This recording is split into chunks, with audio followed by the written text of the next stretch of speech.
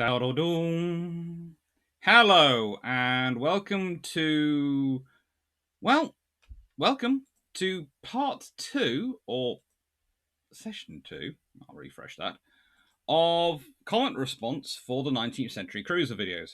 And I would just like to say I am wearing a very cool t-shirt. Now, I'm going to do a thank you for this because this arrived today, and when I thought I was going to do this, I thought I've got to wear that shirt. This was sent to me by a subscriber called Amy. Thank you very much, Amy. I've had chocolate and I've had t-shirts now sent to me, and I've had other things sent to me, and a wooden box. I think I am now getting the trifecta of YouTube historian in terms of gifts sent to me by people. It's very kind of you all. And when they're cool t-shirts like this, the main response it got, and I have to admit this was quite a funny one from my family, and the main response it got was, dang, we've got competition now for buying new cartoon t-shirts. And I was going, yeah, you have. You've got to raise your game. You've got to compete now, my subscribers. So I will leave you all to imagine what could be coming next. And I've decided to, as I got through roughly 4 last time, I'll do roughly 4 this one, and then do a 4 in a third one, because I said it was going to be about an hour. And I think, honestly, about 4 videos, comments, response in one is probably enough to actually give you something interesting without overwhelming you and going, yes, this comes from this video and this video and this video. So we'll start off with the Velasco classes. Velasco class, and today's top ones will be the Velasco class, the Leander class, the Esmeralda, and the Imperieuse class, which I was expecting more comments on. I have to admit, there's an actual HMS Warspite in the Imperieuse class. I was expecting that to be at least worth about 100 comments. And I know that will sound strange, but I was expecting at least 100 comments on that one.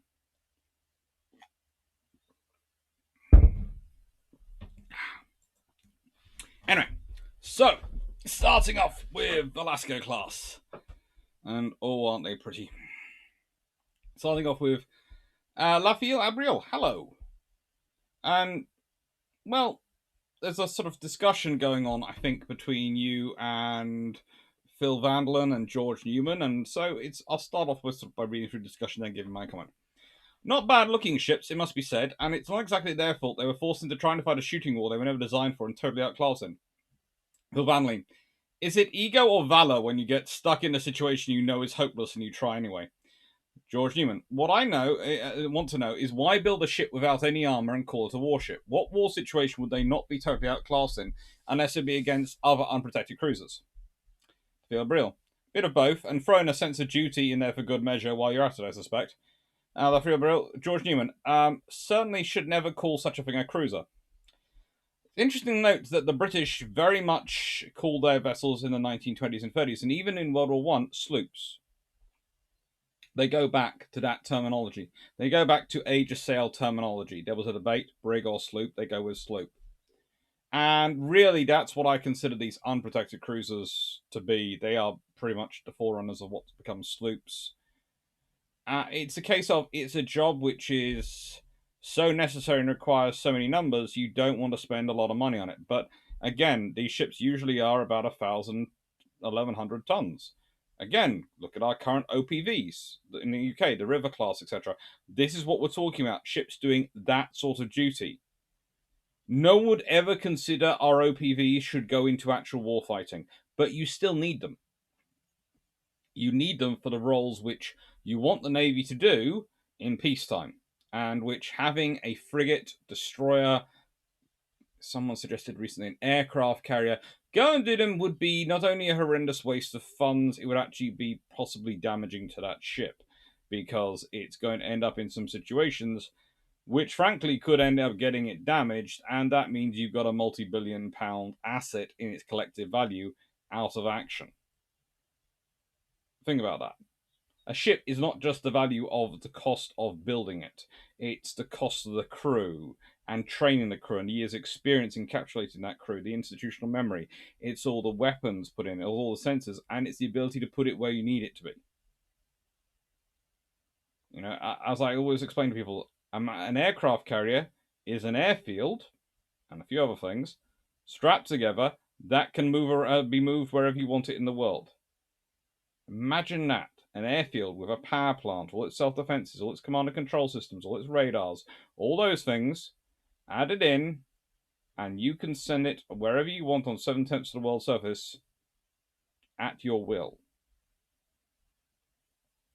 That's a valuable asset, far more valuable than it costs to build it. When you need it. George Newman, I don't think anything that can lose a fight with a destroyer just by a destroyer showing up can be called a warship. Of course, destroyers did not yet exist when these things were running around. Maybe call them patrol vessels or maybe diplomatic couriers. Naval Brill, George Newman, actually, you'd not be entirely correct. The ship that was with one of them during the Spanish-American War, the Terror, was indeed a destroyer. Ironically, the Spanish Navy came with the same concept, and basically independently the RN, coming up with a destroyer about the same time. It is interesting that multiple navies do come up with roughly the same idea at the same time, and sent three of them across the Atlantic.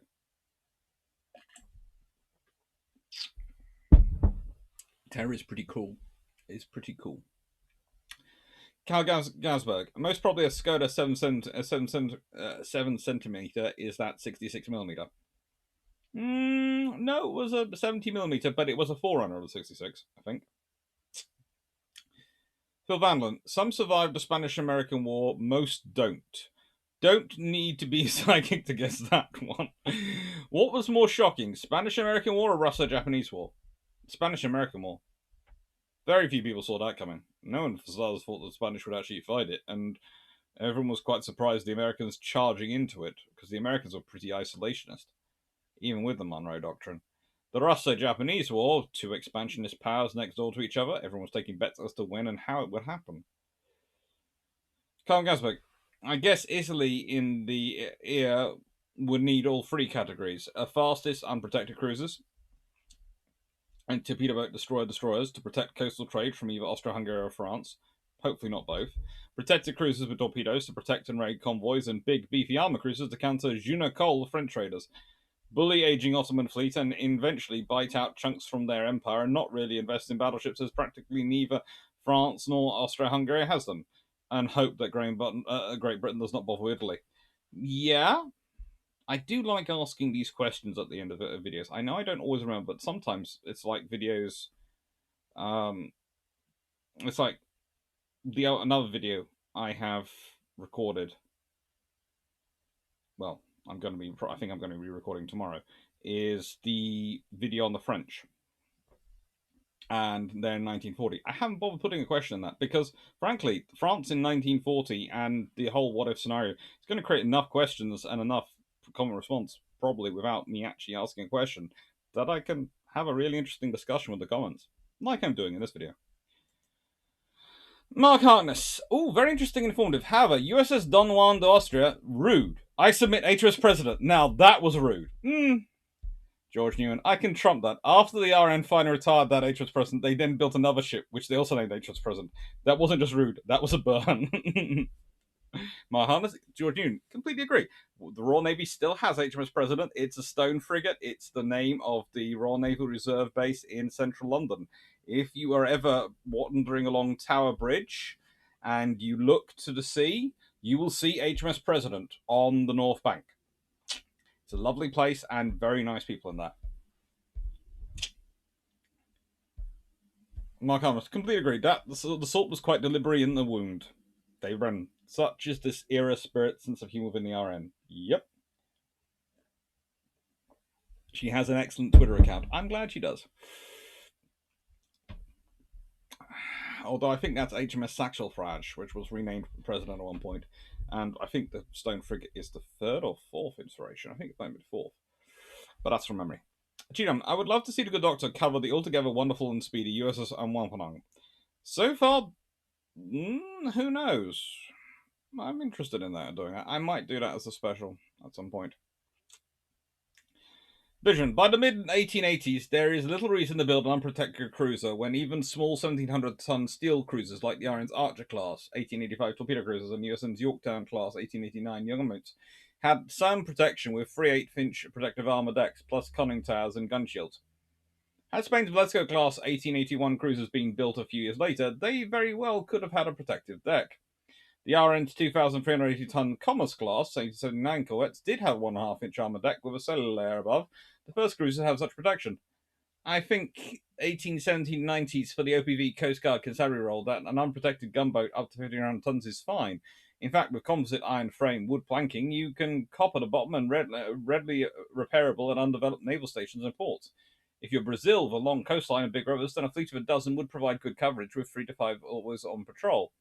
In war, they can support a fleet like HMS Condor in 1876 at the bombardment of Alexandria in 1882, and gunboat USS Petrel and USRSC McCulloch 1878 at 1897 at the Battle of Inland Bay, but not as important vessels in the line of battle.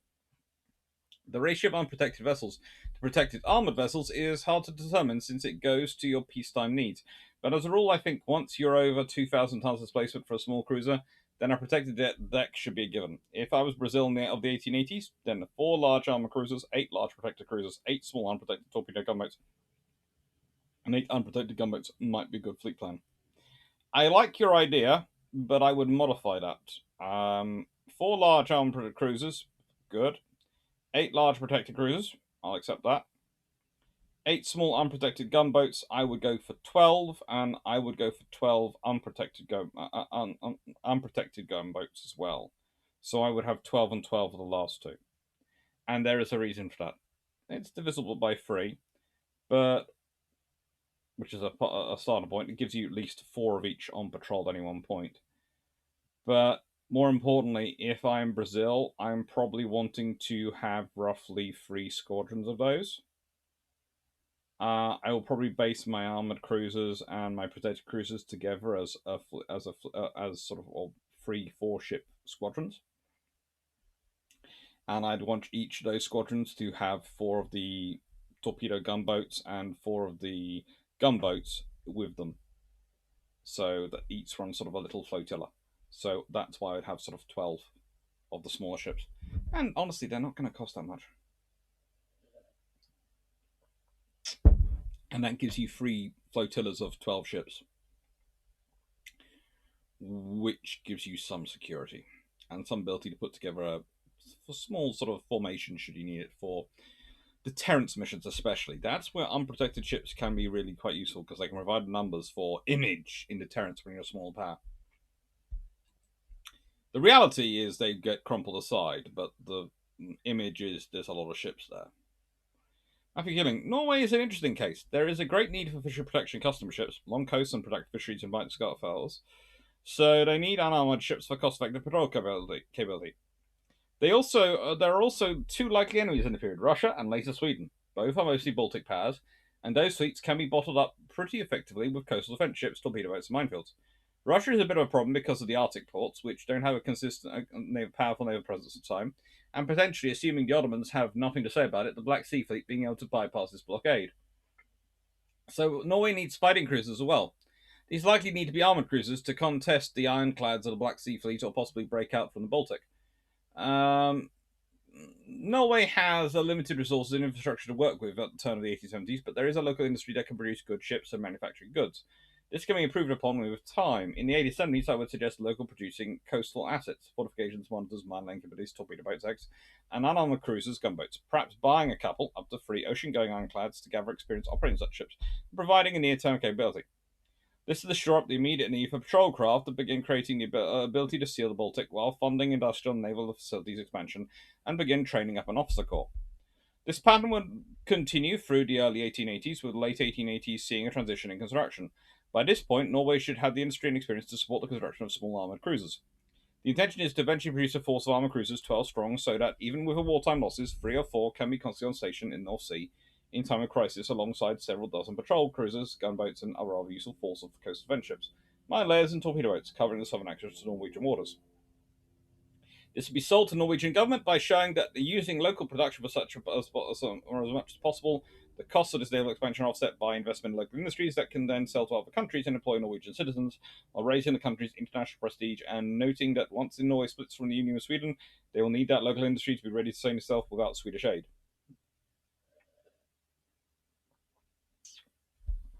Very good. And remember, Sweden basically is the porcupine of Europe. Switzerland is neutral, sits in the middle with its mountains. Sweden goes, have you seen our collection of guns? I mean, I have always been kind of fascinated. There are two nations I have visited. And not really a nation, I suppose, but you try telling Texas that. There are two places I've visited in this world where the concept of do you have enough guns? Is there such a thing as having enough weaponry? Does not seem to be understood or accepted by the vast majority of the population.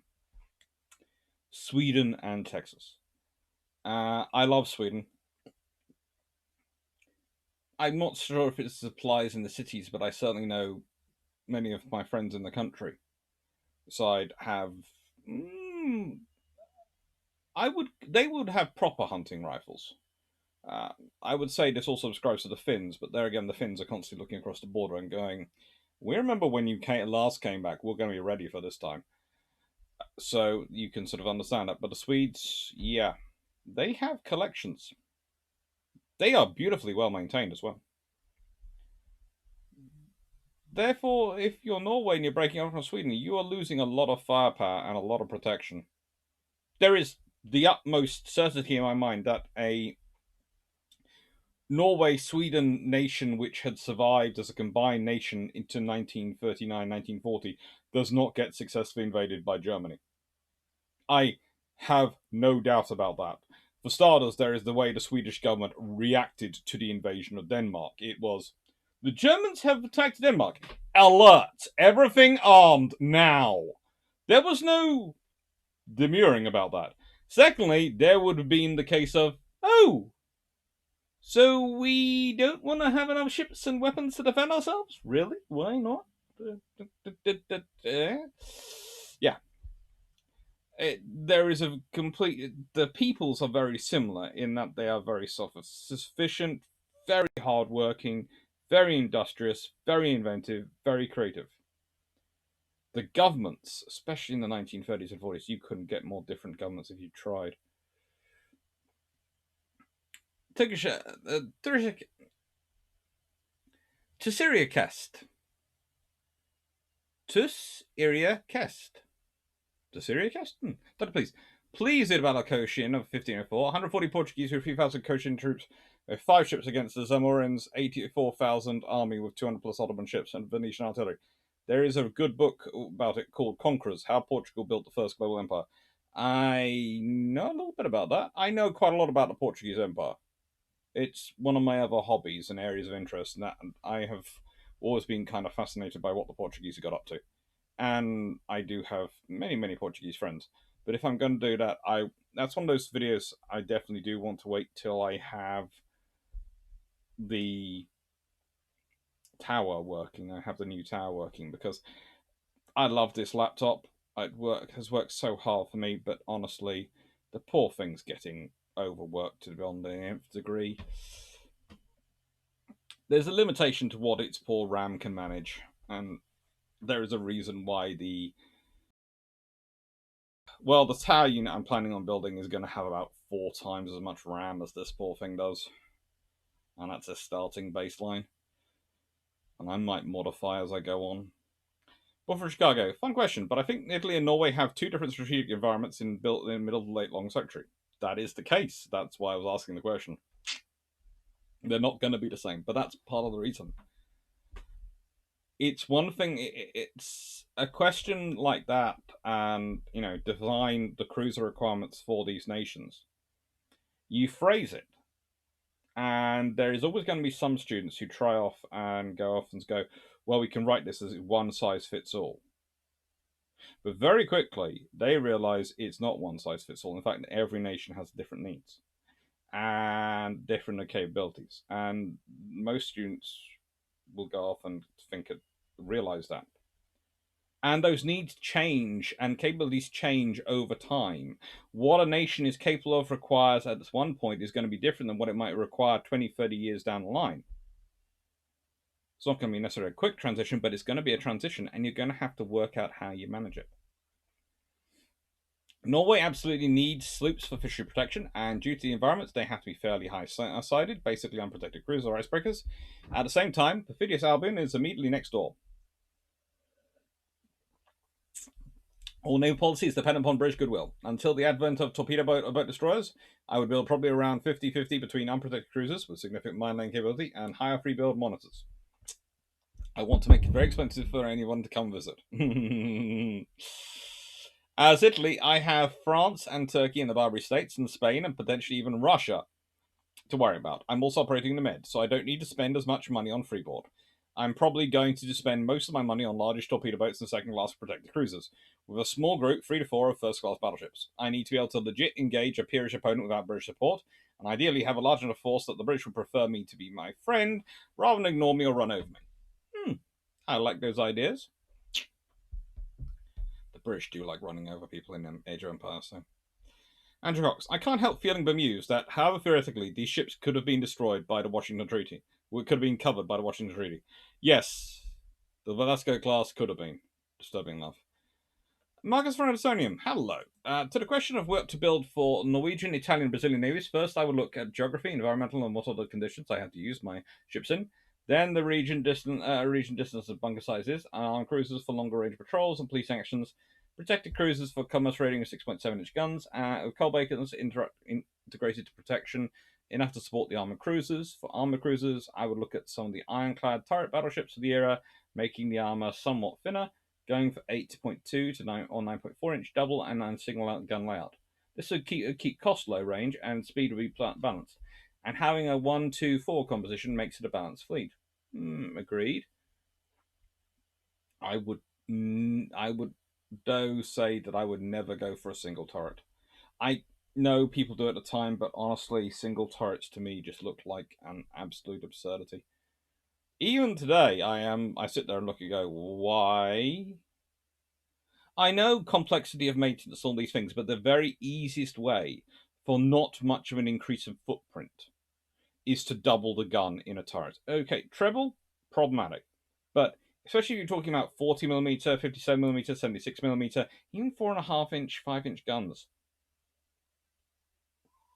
Doubles your rate of fire. Yes, you'd have to stock more ammunition, but more and more I see, more and more I study war, the more and more I have come to the conclusion that the victory often goes to the power, to the force, which manages to find and deluge its opponent in explosives most quickly. So find them first, and then put down a lot of explosive down their way. It's not exactly artistic, but it's efficient. I'd say having a single gun is lovely if you're fighting wars of choice, but if you're fighting a war against a peer power, you want to make sure you've got enough rounds hitting them that they're wiped out first time, quickly. And doubling your rate of fire for a little bit more complicated maintenance, but not that much more difficulty really, doesn't seem to me to be a great cost for that. Especially if you're dealing with things like hypersonic missiles or enemy land batteries or things.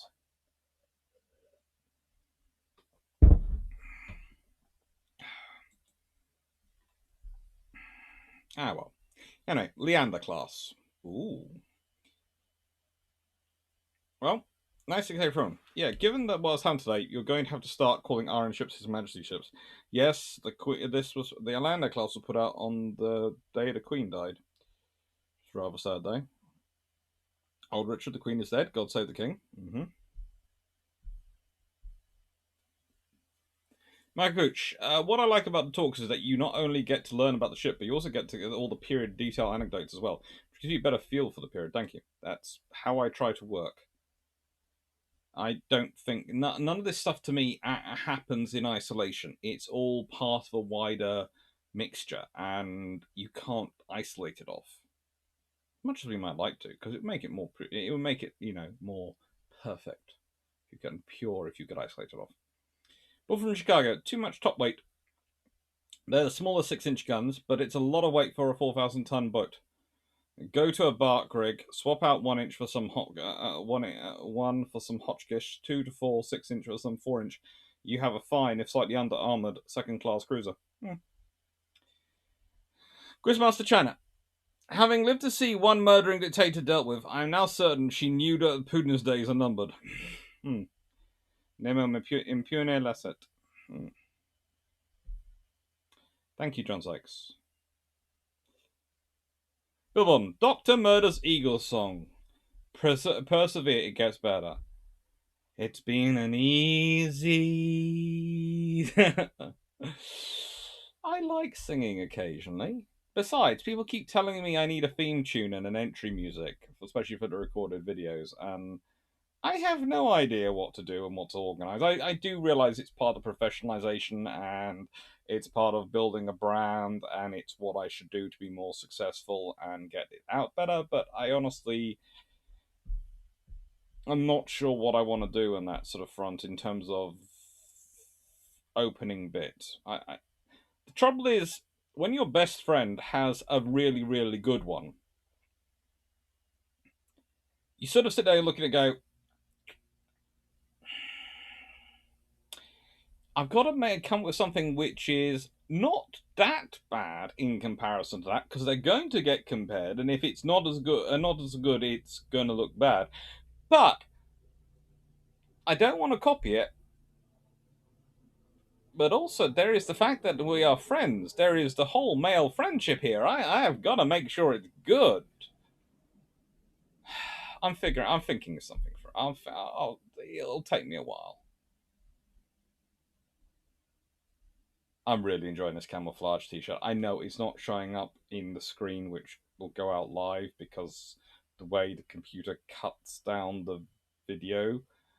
But I just find it funny every time I look at my screen and I see this. It's just funny. It's camouflage. It's going to make me giggle all the week.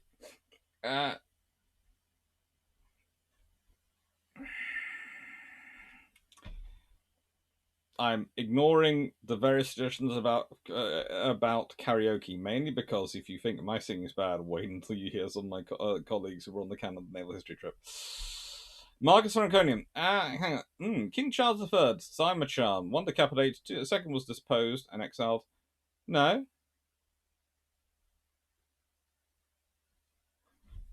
Number 1 had his head cut off. King Charles I. King Charles II is brought back from exile because he's the son of the King Charles I, and he fares pretty well. But he is known for having lots of affairs and basically creating a lot of bastards. In fact, half our nobility is descended to extent from his various out of wedlock sires. And James II, his brother, as Alistair Shaw writes, was the one who was deposed and exiled, mainly because he decided that being Catholic was more important than being king. In that the British could probably have tolerated a Catholic monarch if he kept it quiet,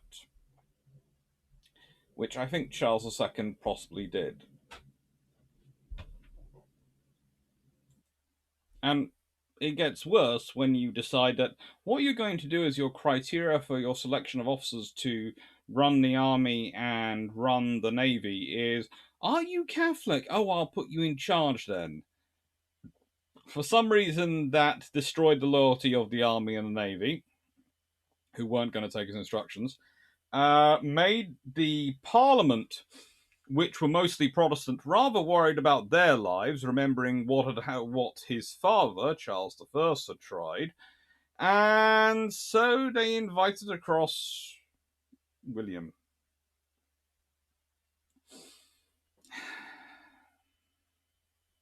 And Mary. If I remember correctly, was... Yeah. It happens. And that leads to us actually having Mary and William reign, and then it's Queen Anne after that. So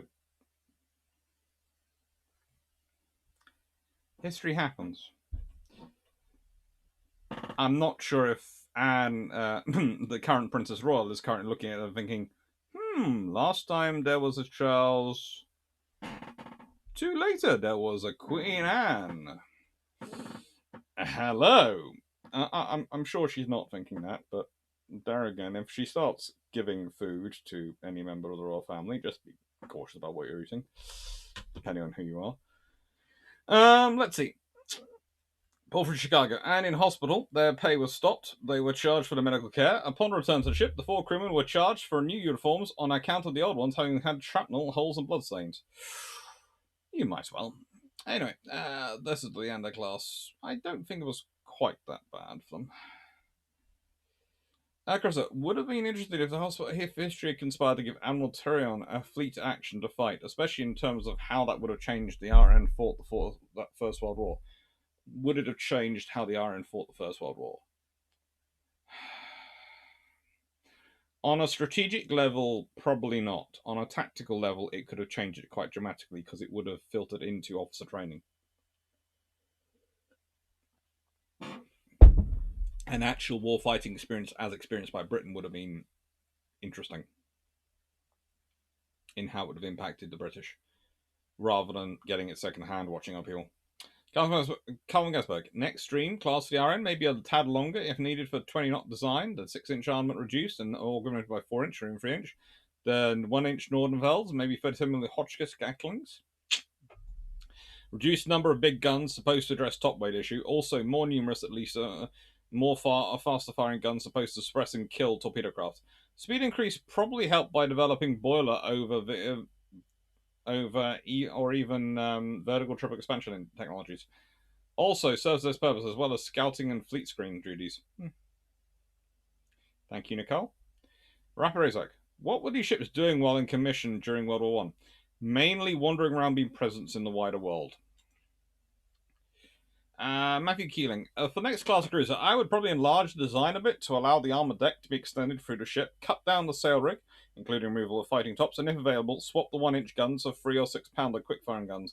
Also use the taller funnels, as those had such a dramatic effect on the engine performance for minimal cost and weight, and I would probably add the bridge wings out to the sides. The primary armaments depends upon the exact timing of the class. The 1888 to 1890 time period sees a lot of powerful new quick-firing guns available for cruisers, and if the class is designed this period, I would try to include 6-inch quick-firing type, but might test the 4.7-inch quick-firing, replacing at least the pivoted guns if the class is earlier. The base design of the class is good for the era and doesn't need particularly many changes, but these would represent a decent evolution and refinement of type. Yeah, I think you'll enjoy hearing about the Merseys. Vision. Well, in the 1880s, I would have divided large protected cruisers between those intended for global combat operations, far from well-established naval port infrastructure, and those intended for regional operations with good basing available, including coaling, resupply, and repair. The global cruisers would be fully rigged with 4-bladed, but disconnecting a single screw that would turn freely when under sailing along. The regional cruisers would have limited rigging and wind with twin screws. This might work out for the Royal Navy as a fleet of enlarged, all 6-inch armament, 16-knot speed Calypso-type cruisers for the global role, and Esmeralda and Mersey-type cruisers for the regional role, for commerce protection against armed merchant raiders. I think the Calypso-class corvettes would make good escorts, and the ability to sail well would be plus when large amounts of the merchant fleet was still on the sail.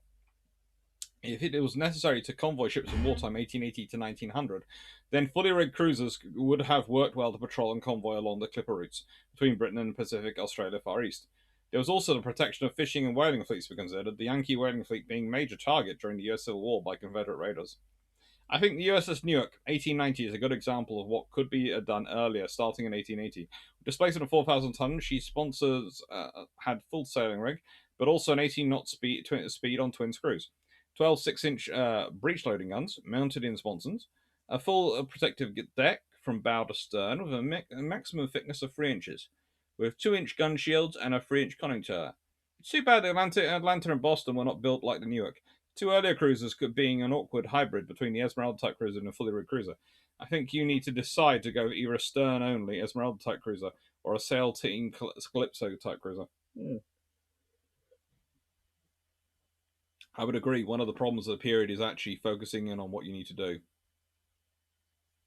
It does make for a big problem. It's deciding what you do. It's very tempting to go for a hybrid and cover all your bases and try and make the best of both worlds. But the reality is you are not going to achieve that. So the reality is you need to focus in and decide what you're going to build. Speaking of Esmeralda, guess what's next?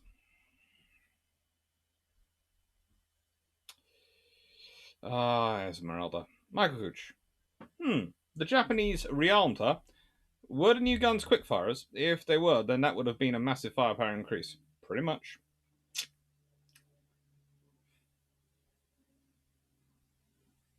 Dan Freeman, seriously. Closest to Esmeralda, I would say HMS Emerald, simply because the new name Esmeralda means emerald in Spanish. My gooch, 9 o'clock. The picture is captioned Esmeralda, watched over by Warspite during the Battle of Iquique, which raises questions. What was Warspite doing there? Now, I know ships called Warspite are magically drawn towards battles, and can quite believe that she gravitated towards someone else's battle when there was none of her own to get involved with. But seriously, why was she there? To watch the battle for lessons learned? To look at the British interests? And were there any specific interests she was looking for? Something else?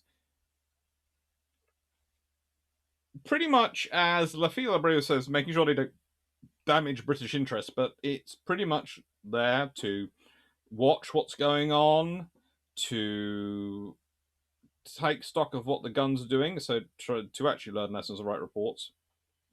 Looking after British interests, of course.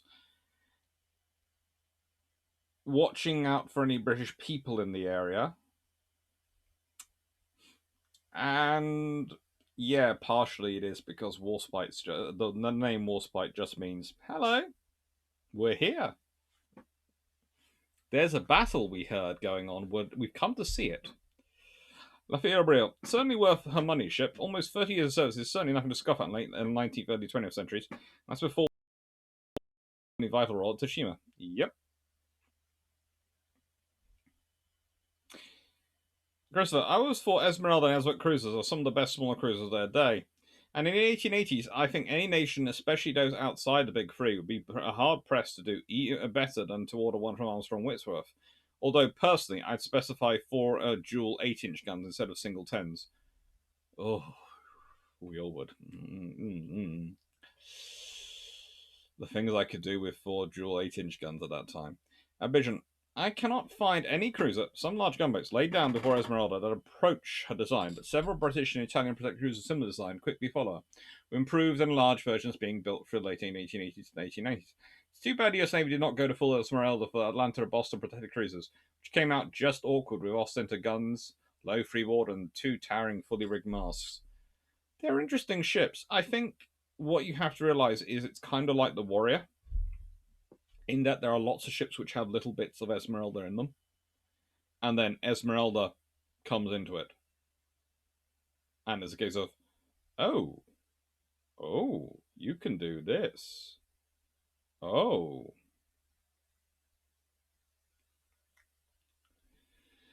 Bull from Chicago, closest to protected cruiser, probably the Leanders. I think the Admiralty would have stumbled into it over the next couple 3 years when they took a ship rig off a cruiser and realised it works better without sails.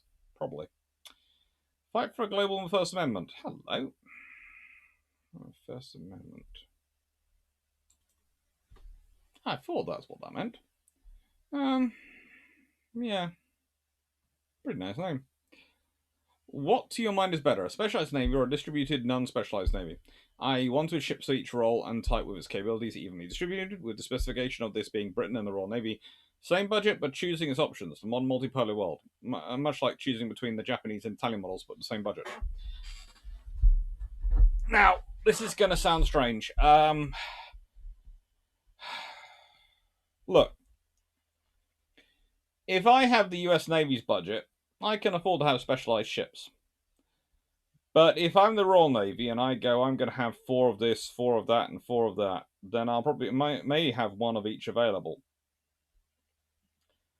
But if I build 12 of one thing, and they can all do 80% of the role, 80-90% of the role, then the odds are I'm going to have more than 4 of those available. I could have 3 to 4 ships available in the first scenario. But the fact is, if you've got 12 ships and they're all pretty much the same, then I'm probably going to have more available. What would I like to see Britain have? I would like to see Britain have...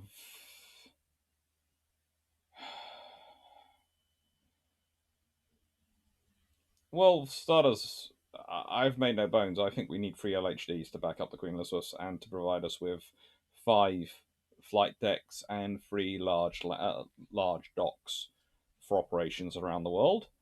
And I would like to see 6 escort groups able to be maintained to make sure they could each be formed into a task group. Now, each escort group, in my mind, should have 2 to 3 large AA orientated general purpose escorts and 2 to 3 ASW orientated general purpose escorts. That's my opinion of it. And that's how I think it should be structured. So that tells you how many I think they need.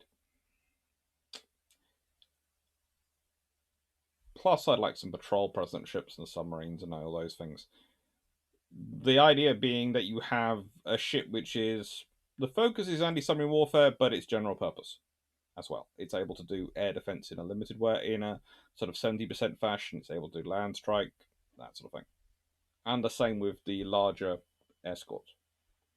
And they'd probably have to be larger because carrying air defense radars is going to be heavy.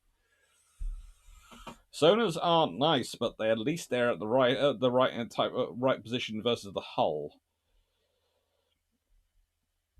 Matthew Killing, honestly, when she is laid down, the closest ship's building in terms of capability are Lander class. Yes, they don't have the 10-inch guns, but they have most of the rest of the design, especially if someone has the sense to at least reduce the sail rig and raise the funnel height. Even more of the primary 6-inch guns. As long as people have the common sense to convoy during war, I would not think the Esmeralda could consistently defeat even one Leander. And she would have to come to them if raiding, reducing her speed advantage and increasing their endurance advantage.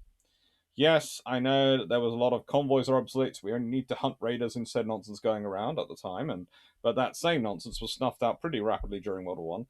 The Mersey class is laid down around Esmeralda's launch and follows on from Leander's design. These are pretty much an equal for her on paper, showing just how close the Leanders actually were. With regards to Tashiki,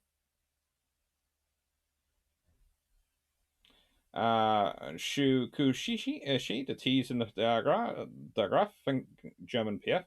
Esmeralda is technically her follow-on, being an evolution of that group of designs, but she incorporates a lot of improvements on those, while evolutionary related, and not that close in actual use and capability. The evolution baseline of thinking suggests the Ant class is close to Esmeralda in use, and that way lies madness.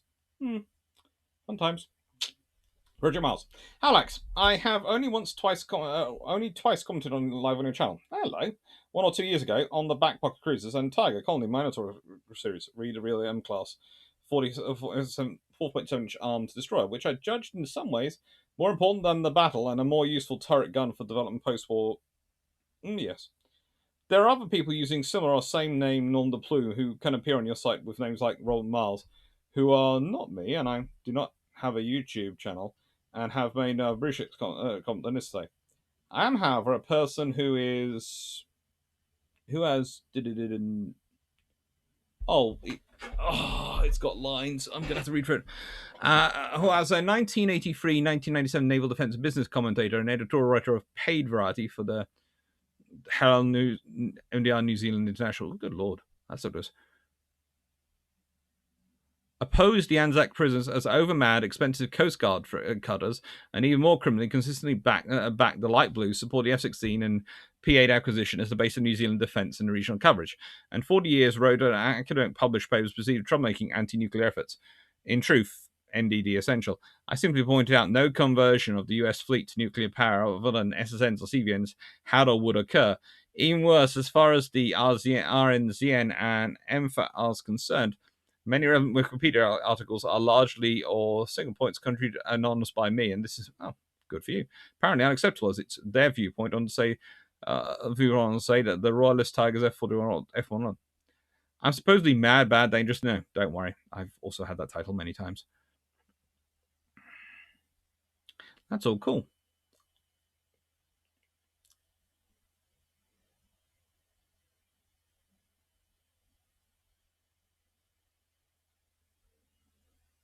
That's very cool.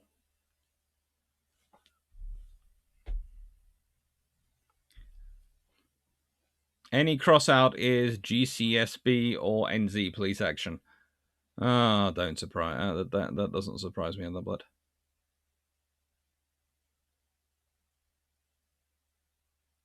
Because I didn't know you could write crossed out in the comments.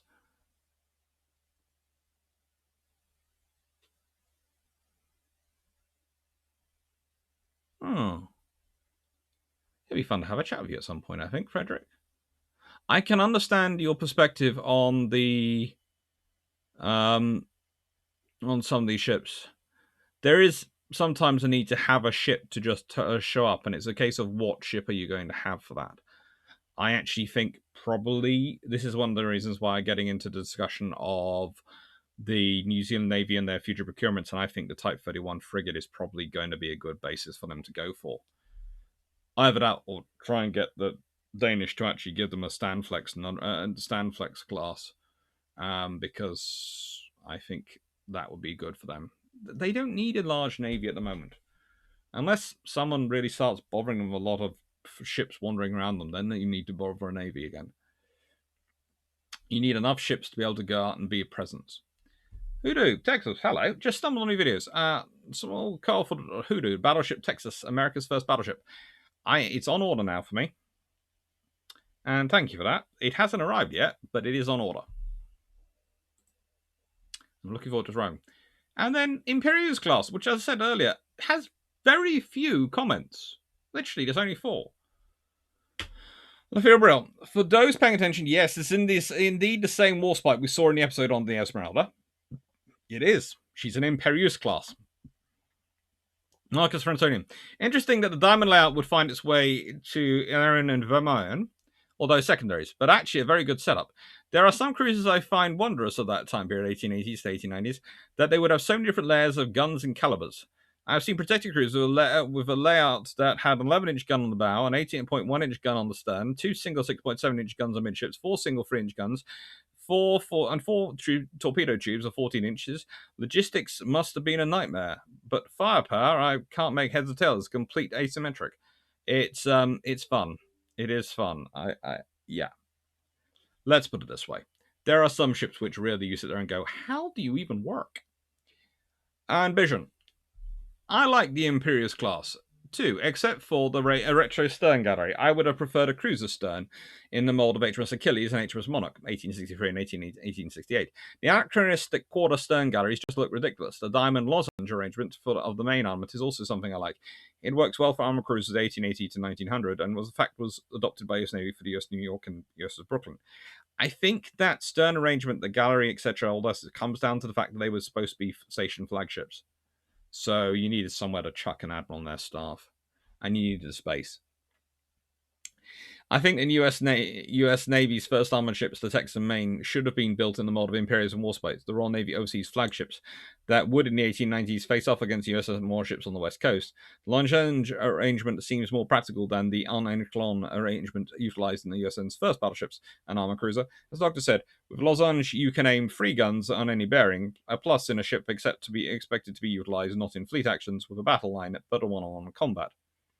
If I was setting on the design, I would have the recognition of the narrow and often submerged armored decks of many armed warships, replaced the armored belt with a sloped armored deck amidships over the engines and magazines, with, for the bow and stern below, the waterline flat armored deck with cellular subdivision half a deck above it.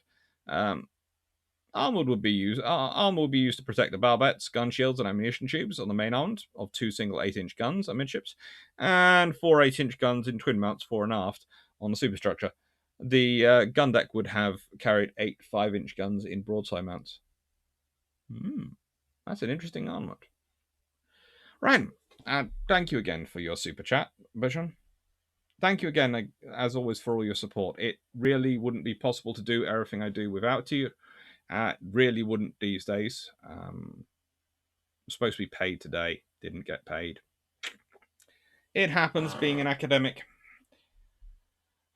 You learn to factor in these things. You always add on a week, etc., to your pay expectation dates. So thank you very much for your support. Thank you very much, everyone, for your help, for your kindness. Thank you, Amy, again for your shirt. The shirt, it's really cool. And yeah, thank you, everyone. Take care. Have a nice day.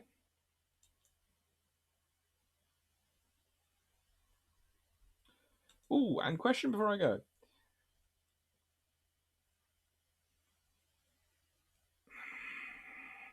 So far, I've done 19th century cruisers and I've done 20th century cruisers. Are there any ships from age of sail, etc., you feel should be included because they were used for cruising roles and cruising, and their stories in this year of cruisers videos? I am putting together the list of videos that are going to be the Christmas specials, the ones in December. I'm hoping to put out almost a video a day throughout December, a new video a day throughout December, and I would sort of love to hear what you might like to see. And it's rather appropriate to finish on Warspite, so that's what I'm going to do. Thank you.